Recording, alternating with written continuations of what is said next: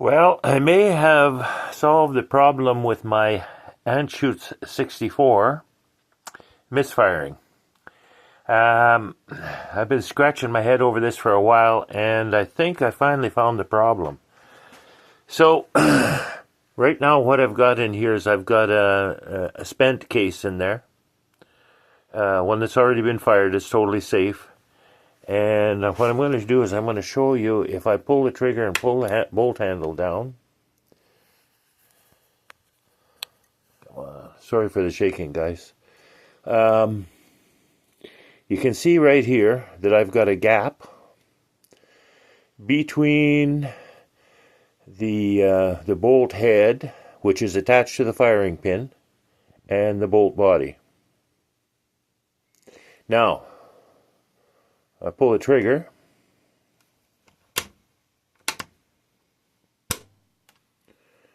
That gap closes up considerably, but I can still put a 2000 feeler gauge in there. So what that tells me is that, and this is after I've done the work on it, I'll tell you what I've done in a minute.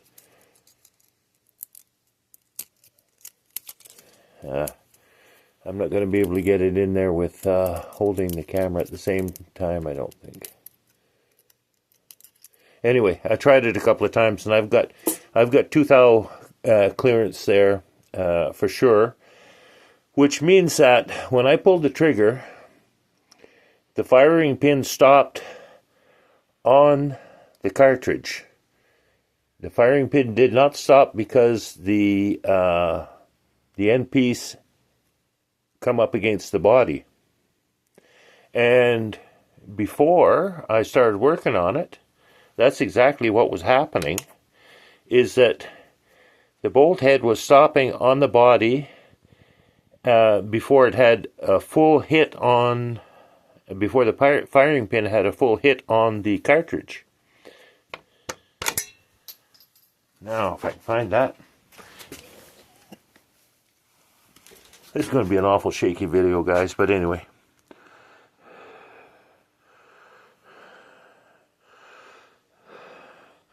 Now, I think you can see the difference between those two strikes. The bottom strike, I got to brace myself against something. The bottom strike is the way it was before, and the top strike is the one I just did. And I think you can see the difference in the impact on those two. So anyway, after I worked on this morning, I took it out and I fired 30 rounds of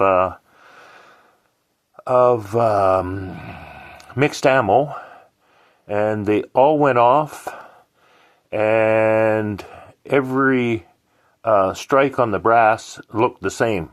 And what I was getting before was sometimes a decent strike and sometimes a very light strike.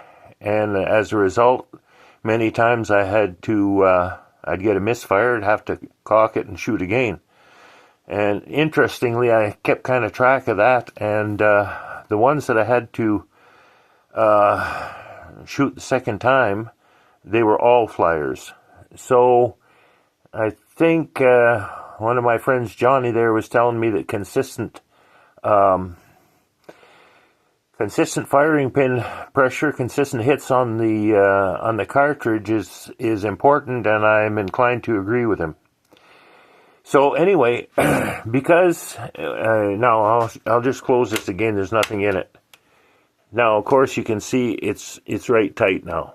It's right tight, and that's good because it won't allow the firing pin to strike the edge of the chamber. But before,